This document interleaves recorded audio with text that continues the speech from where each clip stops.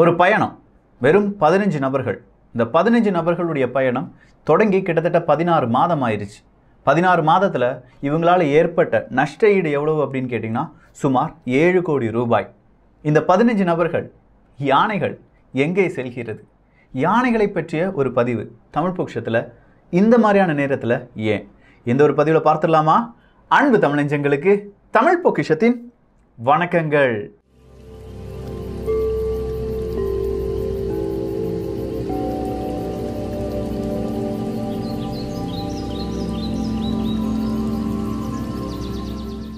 எவ்வளவோ நெகட்டிவான நியூஸ், எந்த பக்கம் திரும்பினாலும் நெகட்டிவ். அங்கே பிரச்சனை, இங்கே வைரஸ், இங்கே வேக்சினேஷன் பிரச்சனை, இங்கே அரசியல் பிரச்சனை, 1008 பிரச்சனைக்கு மத்தியில் ஒரே ஒரு ஃபோட்டோ இன்றைக்கி சோஷியல் மீடியா முழுவதும் வைரலாக இருக்குது.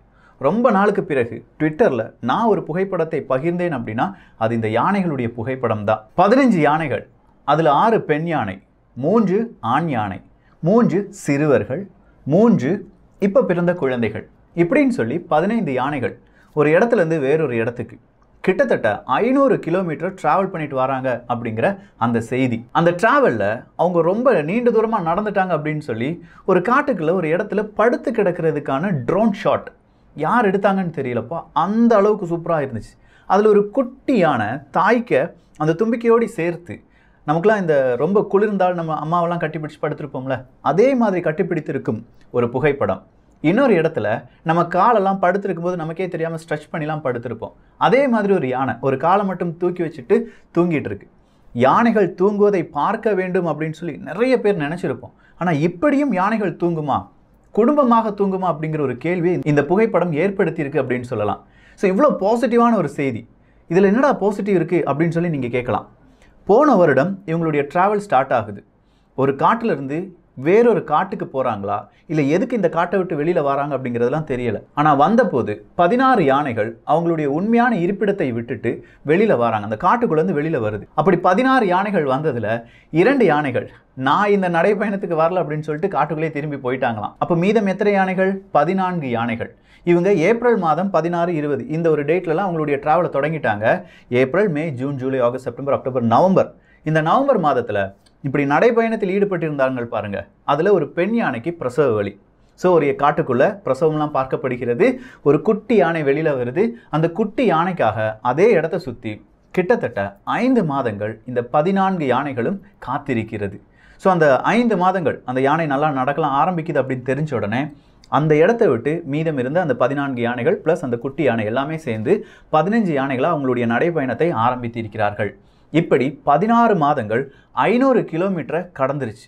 இவங்க எங்கே போகிறாங்க, எந்த காட்டுக்கு போகிறாங்க, எதுக்காக இடம்பெயர்ந்தார்கள், இந்த கேள்விகள் இருக்குது. ஆனால் பதில் யார்கிட்டையுமே கிடையாது.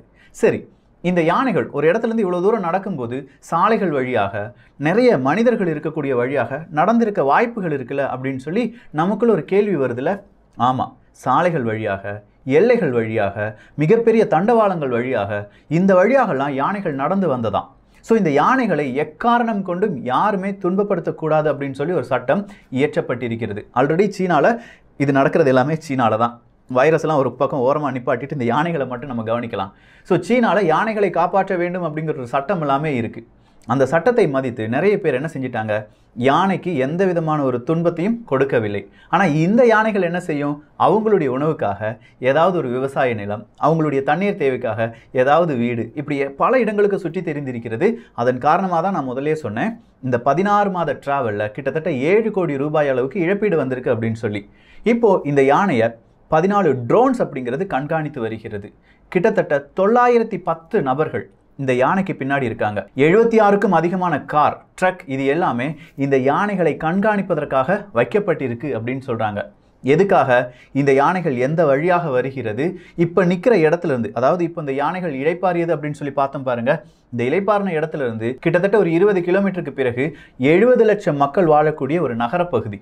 ஸோ அந்த நகரப்பகுதிக்குள்ளே வந்துட்டாங்கன்னா, இந்த யானைகள் வந்துருச்சுன்னா பிரச்சனைகள் ஏதாவது வராமல் இருப்பதற்காக இந்த யானைகள் செல்வதற்காக ஒரு 2லிருந்து 20 டன் மக்காச்சோளம், அவங்களுக்கு தேவையான பைனாப்பிள், இதெல்லாம் காட்டுக்குள்ளே ஒவ்வொரு இடத்துல கொட்டி கொட்டி வச்சுட்டு போயிட்டு இருக்காங்க.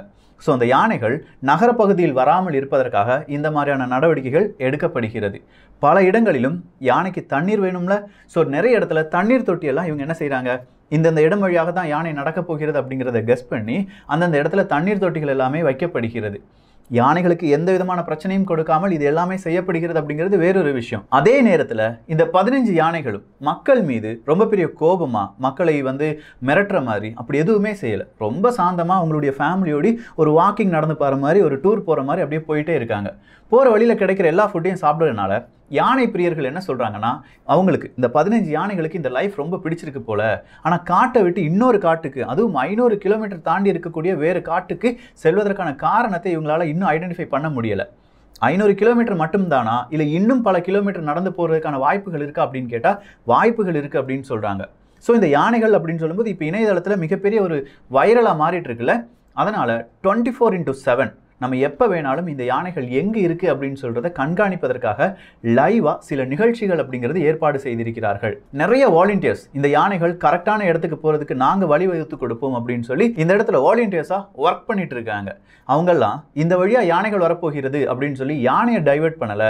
நிறைய இடத்துல அங்கே இருக்கிற மக்களை என்ன சொல்லிட்டாங்க, வீட்டை விட்டு வெளியில் போங்கப்பா, கொஞ்சம் நாட்களுக்கு ஒரு 2-3 தினங்களுக்கு இங்கே வராதிங்க அப்படின்னு சொல்லி பலவிதமான அறிவிப்புகளுடன் பல வீட்டில் இருக்கும் மனிதர்கள் அப்புறப்படுத்தப்படுகிறார்கள். அதே நேரத்தில் நிறைய விவசாயிகள்கிட்ட சொல்லிட்டாங்க, மக்காச்சோளம் இல்லாட்டி யானைகள் விரும்பி உண்ணக்கூடிய உணவுகள் உங்கள் தோட்டத்தெல்லாம் இருக்க வேண்டாம், போதுமான அளவுக்கு அதை போய் பறிச்சிருங்க அப்படின்னு சொல்லிட்டாங்க. ஸோ பார்க்குறதுக்கும் கேட்குறதுக்கும் அவ்வளோ சந்தோஷமாக இருக்குது. 15 யானைகளை காப்பாற்றுவதற்கு இவ்வளோ மனிதர்கள் ஒன்றிணைகிறார்கள் அப்படின்னு சொல்லும்போது சந்தோஷமான ஒரு நிகழ்வு தானே. ஏன் இதை சொல்லக்கூடாது? ஏன்னா இந்த பூமி நமக்கானது மட்டும் கிடையாது, எல்லா உயிரினங்களுக்குமானது. நாம தான் இந்த பூமியை கொஞ்சம் கொஞ்சமாக அழிச்சிட்டு இருக்கோம், இயற்கையை அழித்து கொண்டு இருக்கிறோம், யானையினுடைய வழித்தடங்களில் பலவிதமான கட்டிடங்களை எழுப்பி வருகிறோம். இப்படி பல பிரச்சனைகளுக்கு மத்தியில் 15 யானைகள் ரொம்ப சூப்பராக இந்த உலகத்தை என்ஜாய் பண்ணி அவங்களுக்கு சாப்பாடு கிடச்சி, தண்ணீர் கிடச்சி, அவங்களுக்கு போக வேண்டிய அந்த டெஸ்டினேஷனுக்கு போயிட்டு இருக்காங்க அப்படிங்கிற செய்தியை உங்களிடம் பரிமாறும் போது இந்த உலகத்தில் மேஜிக் அப்படிங்கிறது எப்போ வேணாலும் நடக்கலாம். கடைசியாக ஒரு பாசிட்டிவ் செய்திக்காக குட்டி ஒரு கதை, ஒரு இராணுவ வீரர்களுடைய கதை அப்படின்னு வச்சுக்கோங்க. இராணுவ வீரர்கள் நல்லா மலை ஏறி கொண்டு இருக்கிறார்கள், பனிமலை அப்படின்னு வச்சுக்கோங்க. அந்த பனிமலையில் எல்லாருமே குளிர்ந்து அப்படியே ஏறி போயிட்டு இருக்காங்க. எல்லாருக்குமே ஏதாவது சூடாக கிடச்சா நல்லா இருக்கும், சொர்க்கத்தை பார்த்த மாதிரி இருக்கும் அப்படிங்கிற ஒரு ஃபீலிங். உயரமாக ஒரு இடத்துல ஒரே ஒரு டீ ஷாப் இருக்குது, ஆனால் அங்கே யாருமே கிடையாது, கடை பூட்டி கிடக்கு. அப்படின்னா அந்த இராணுவ வீரர்கள் சொல்கிறாங்க, உயரதிகாரியை பார்த்து நமக்கு ஒரு காஃபி கிடச்சா நல்லா இருக்கும் அப்படின்னு சொல்கிறாங்க. உயரதிகாரி சொல்கிறாரு, பூட்டி கிடக்குப்பா அப்படின்னு சொல்லும்போது, இல்லை சார் இவங்களெல்லாம் பாதுகாக்கிறதுக்கு தானே நம்மலாம் இருக்கோம், ஒரே ஒரு நாள் மட்டும் இந்த பூட்டை உடச்சி நம்ம அங்கேருந்து காஃபி மட்டும் எடுத்து குடிச்சிக்கலாமே அப்படின்னு சொல்லி கேட்குறாங்க. எல்லா இராணுவ வீரர்களுக்கும் காஃபி கிடைச்சா நல்லா இருக்கும் அப்படின்னு சொன்னால் அந்த ஒரு உயரதிகாரி சரி நம்ம என்ன செய்யலாம், அதை செஞ்சிடலாம் அப்படின்னு சொல்லி அந்த கதை உடைக்கப்பட்டு இவங்களுக்கு தேவையான காஃபி இல்லாட்டி அங்கே இருக்கிற ஸ்நாக்ஸ் இதெல்லாம் சாப்பிட்றாங்க. சாப்பிட்டுட்டு எல்லாருமே வெளியில் அப்படியே நடந்து போகும்போது இந்த உயரதிகாரி மட்டும் என்ன செய்கிறாரு, ஒரு 500 ரூபா தாளை எடுத்து அங்கே வைக்கிறார். ஏன்னா கிட்டத்தட்ட ஒரு 600 ரூபாய்க்கு சாப்பிட்ருப்பாங்க, 1000 ரூபாயை அங்கே வச்சுட்டு அவர் போயிட்டார். அடுத்த நாள் அந்த கடைக்கு ஓனர் வராரு. ஓனர் கடையை பார்க்கும்போது, ஐயோ என் கடை இப்படி திறந்துருக்கே, என் மகளுடைய ட்ரீட்மெண்ட்டுக்காக நான் இந்த கடையை நம்பி தானே இருக்கேன், அந்த கடையில் இருக்கிற நிறைய ஸ்நாக்ஸை நான் இப்போ கொண்டு வெளியில் விற்றுடலாம், ஏன்னா என்னால் இங்கே வியாபாரம் பார்க்க முடியாது, வெளியில் விற்றா ஒரு 500 ரூபா 600 ரூபா கிடைக்கும் நான் நினச்சேனே, அது இல்லாமல் போயிடுச்சு அப்படின்னு சொல்லி அலறி அடித்து துடிச்சு அப்படியே அந்த இடத்துக்கு வரார். கதவுலாம் உடைக்கப்பட்டிருக்கு அப்படின்னு சொல்லும்போது அவருடைய பாதி உயிர் கிடையாது, ஏன்னா பிள்ளை துடிச்சிட்டு இருக்கு, அவளை குணப்படுத்த வேண்டும் என்றால் 600 ரூபாய் தேவை. உள்ளே போய் பார்க்குறாரு, எல்லாமே உடைச்சிருக்கு, காஃபி போட்டு குடிச்சிருக்காங்க, திருடு போயிடுச்சு, எல்லாம் திருடு போயிடுச்சு அப்படின்னு சொல்லி பார்க்கும்போது 1000 ரூபாய் இருக்குது.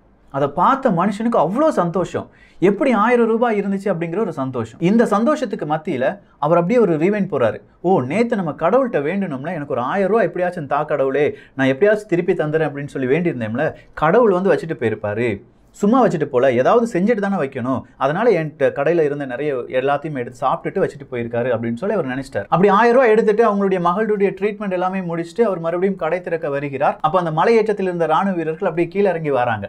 கீழே இருந்து வரும்போது அந்த கடை ரொம்ப பிரைட்டாக இருக்குது, அங்கே இருக்கிற அந்த ஓனர் ரொம்ப சந்தோஷமாக இருக்கார். அப்போ வாங்க ராணுவ வீரர்களே வாங்க, உங்களுக்காக நான் ஃப்ரீயாக காஃபிலாம் வச்சுருக்கேன் அப்படின்னு சொல்கிறாரு. அப்போ இந்த ராணுவ வீரர்கள் கேட்குறாங்க, என்ன இவ்வளோ சந்தோஷமாக இருக்கீங்க, ஃப்ரீயாக காஃபிலாம் தரீங்களே அப்படின்னு கேட்கும்போது, இல்லை நீங்கள் நினைக்கிறது ஃப்ரீயாலாம் நான் தரல, நான் கடவுளை வேண்டியிருந்தேன், அந்த கடவுள் எனக்கு 1000 ரூபா தந்தால் நான் எது வேணாலும் கடவுளுக்கு தாரேன்னு சொல்லியிருந்தேன், 1000 ரூபா எனக்கு தந்துட்டார், அதன் காரணமாக இங்கே வரக்கூடிய நபர்களுக்கு 2 நாளைக்கு ஃப்ரீயாக காஃபி டீ கொடுக்கலான்னு நினச்சிருக்கேன் அப்படின்னு சொல்லி ஃப்ரீயாக காஃபி டீ கொடுக்குறார். அப்போது இந்த ராணுவ வீரர்கள் அந்த உயரதிகாரியை பார்த்தாங்க. ஸோ உயரதிகாரி 1000 ரூபா வச்சது இவங்களுக்கு யாருக்கும் தெரியாது, சின்ன ஒரு உதவி தான், நம்ம சாப்பிட்டதுக்கு பைசா அவங்க வச்சுட்டு போகிறோம், அந்த உதவி வேறொரு நபருக்கு கடவுளாக தெரிகிறது. கடவுள் நமக்கு அனுப்பின மிகப்பெரிய ஒரு உதவியாக அது அவர் கண்ணில் தெரிந்தது. அதன் காரணமாக ஒரு குழந்தை பிழைத்தது. நம்ம செய்கிற சின்ன சின்ன உதவியும், இப்போ இந்த யானைக்காக வழித்தடத்தை அமைக்கக்கூடிய நபர்கள் அவங்க செய்கிறது மிகப்பெரிய ஒரு புண்ணியமாக இருக்கலாம், இல்லாட்டி வரும் தலைமுறைக்கு தேவையான சில விஷயமா இருக்கலாம், இல்லாட்டி வரும் அவங்களுடைய குழந்தைகளுக்கு அது போய் சேரலாம். கர்மா அப்படிலாம் நம்ம சொல்கிறோமே, அதே மாதிரி ஏதாவது நடக்கலாம். ஆனால் நம்ம செய்கிற ஒவ்வொரு உதவியும் யாரோ சில நபர்களுக்கு நல்லதாகவே நடக்கும் அப்படிங்கிற நம்பிக்கை நமக்குள்ளே இருக்கட்டும். அந்த யானைகளுடைய புகைப்படத்தை காண்பிப்பதற்காகவும் அது தூங்கின ஸ்டைலை காண்பிப்பதற்காகவும் மட்டுமே இந்த பதிவு. எல்லா நெகட்டிவ் ஃபீலிங்ஸையும் விட்டுருங்க. 15 யானைகளால் 500 கிலோமீட்டர் ட்ராவல் பண்ணி, அதுவும் பல லட்சம் மனிதர்கள் இருக்கக்கூடிய இடம் வழியாக ட்ராவல் பண்ணி அவங்களுடைய டெஸ்டினேஷனை அடைய முடியும் அப்படிங்கிற ஒரு நம்பிக்கை கிடைத்திருக்கிறது. இதே மாதிரி கொரோனா இல்லாத உலகம், கொரோனா இருக்கும், அதை எதிர்த்து நிற்கக்கூடிய மனிதர்கள், அதில் வெற்றி பெற்ற மனிதர்கள், நம்முடைய குழந்தைகளுக்கான நல்ல ஒரு உலகம் இப்படி அமைத்து கொடுப்பதற்கான நம்பிக்கையை நாமும் விதைத்துக் கொள்வோம். இரவு நேரத்தில் ஒரு கதை ப்ளஸ் ஒரு பாசிட்டிவான ஒரு செய்தி நல்லா தானே இருக்குது. ஸோ உங்களுடைய கருத்துக்களை கொஞ்சமாக பகிரலாம். நல்லா இருக்குது விக்கி, உலக அரசியெல்லாம் பேசாமல் கொஞ்சம் டிஃப்ரெண்ட்டாக இருக்குது அப்படின்னு சொன்னால் எனக்கும் சந்தோஷமாக இருக்கும், நானும் சந்தோஷமாக தூங்க போவேன். எல்லோரும் தமிழ் பொக்கிஷத்தில் இணைந்திருங்கள். தமிழ் பொக்கிஷம் சேனலை சப்ஸ்கிரைப் செய்யாத தோழர்கள் தோழிகள் தயவுசெய்து சப்ஸ்கிரைப் பண்ணிக்கோங்க. நல்லதை பகிர்ந்து நல்ல சமுதாயத்தை உருவாக்குவோம். நன்றி, வணக்கம்.